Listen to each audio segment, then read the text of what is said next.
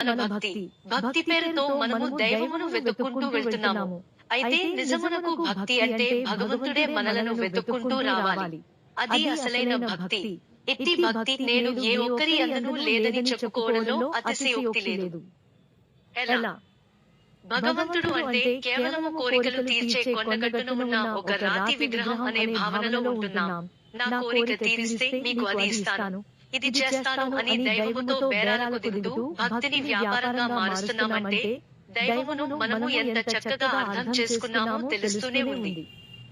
మలినమైన మనస్సుతో, స్వప్న దృశ్యములైన పదార్థాలతో నిత్య సత్యమైన పరమాత్మ ప్రేమను కొనడం సాధ్యమవుతుందా? ఆనాటి గోపికలు పరిపూర్ణమైన మనస్సుతో, శరణాగతి భావముతో తమ హృదయ కమలమునే కృష్ణునికి అర్పించి తద్వారా కృష్ణుని ప్రేమమకరందమును గ్రోలగలిగారు. మలినమైన మనస్సును గాని, క్షణభంగురమైన వస్తువులను గాని వారు ఏనాడూ అర్పితము చేయలేదు.